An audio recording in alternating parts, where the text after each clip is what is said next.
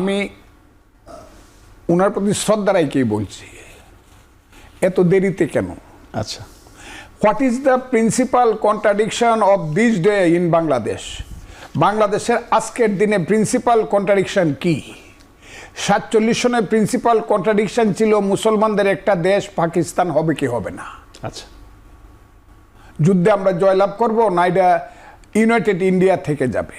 আমাদের পূর্বপুরুষরা, এটা ছিল প্রিন্সিপাল কন্ট্রাডিকশন। হাত মে বিড়ি মুখ মে পান লড়কে লেঙ্গে পাকিস্তান। 71 সনে আমাদের প্রধান কন্ট্রাডিকশন ছিল যে মুক্তিযুদ্ধ জয়লাভ করবে, বাঙালির একটা জাতিরাষ্ট্র হবে 1000 বছর পরে, স্বাধীন রাষ্ট্র হবে, নাকি এটা আবার পূর্ব পাকিস্তানি থেকে যাবে।